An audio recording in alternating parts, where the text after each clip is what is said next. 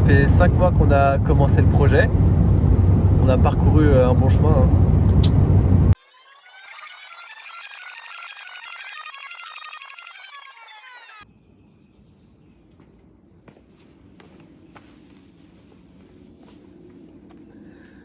Ça fait 5 mois qu'on a lancé le projet.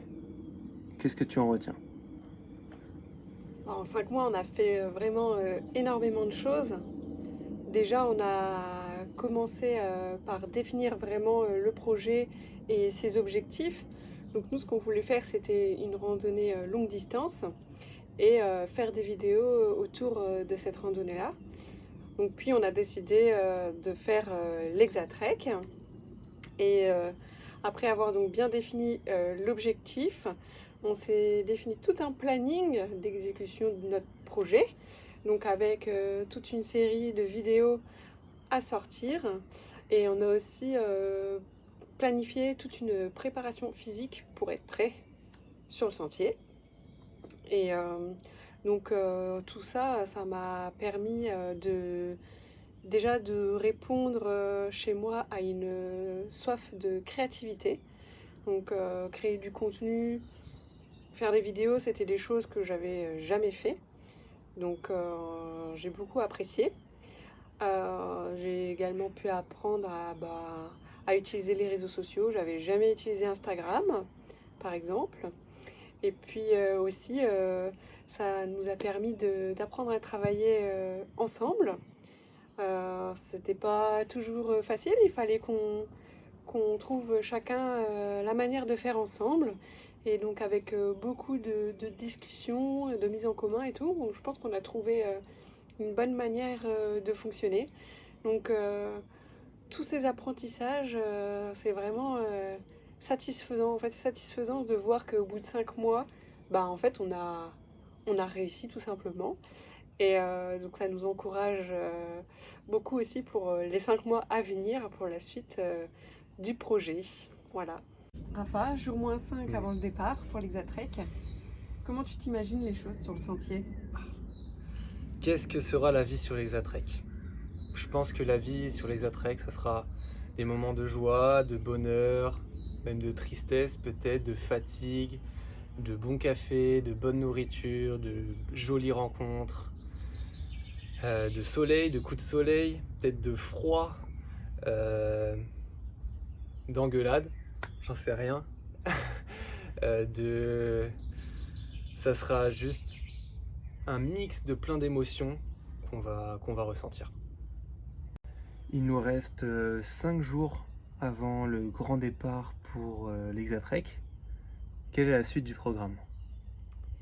Alors là, pendant ces 5 jours, ça va être assez intense. Donc déjà là, à l'heure actuelle, on est quand même super excités, super enjoués de partir enfin. Donc il reste 5 jours, alors que ça fait 5 mois déjà qu'on se prépare. Donc les jours qui précèdent, on a bien refait notre sac pour être sûr de rien oublier. Ensuite, on a quitté notre logement pour traverser la France d'ouest en est pour rejoindre le départ de l'Hexatrek. Et donc sur ce chemin-là, on a prévu de s'arrêter pour voir nos familles, nos amis, donc profiter encore de bons moments avec eux et puis aussi pour nous reposer avant de partir pour la grande aventure. Pourquoi avoir choisi de faire une telle aventure? Ça, c'est une question qu'on nous pose souvent. Pourquoi s'infliger tout ça? Je pense que déjà, d'une part, c'est c'est un projet. Donc, un projet, on a fait des préparations en amont, on va vivre des choses durant le trait. Du coup, on va déjà progresser, nous, humainement. Et la deuxième réponse, je pense, en fait, c'est un peu ancré en moi. J'ai vu beaucoup de films, que ce soit des films de montagne ou d'autres films où je me suis beaucoup identifié. Et j'ai toujours voulu faire une aventure comme celle-ci, donc partir pendant assez longtemps, vivre dans une tente, marcher tout au long de la journée, voilà, vivre une vraie aventure où le confort est minimal. Et tout simplement, pourquoi je fais ça? Parce que quand je me réveille le matin dans une tente où il y a un silence, on entend un peu les oiseaux, on prend notre café et on regarde un peu le paysage et on est juste heureux d'être là, on pense à pas grand-chose, et c'est vraiment cette sensation de liberté que je vais aussi chercher sur l'Exatrek, et c'est vraiment pour ça que je le fais. Avec Eline, on a vu un petit passage d'un livre. Hop.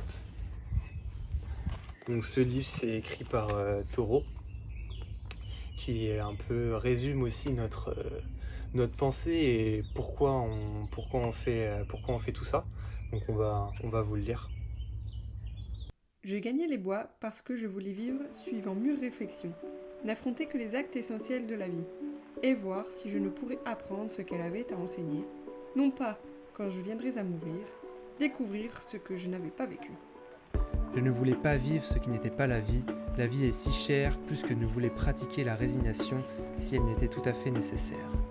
Ce qu'il m'a fallait, c'était vivre abondamment, sucer toute la moelle de la vie, vivre assez résolument, assez en spartiate pour mettre en déroute tout ce qui n'était pas la vie, couper un large andin et tondre à ras, acculer la vie dans un coin, la réduire à sa plus simple expression, et si elle se découvrait mesquine, eh bien alors en tirer l'entière authentique mesquinerie, puis divulguer sa mesquinerie au monde, ou si elle était sublime, le faire savoir par expérience, et pouvoir en rendre un compte fidèle dans ma suivante excursion.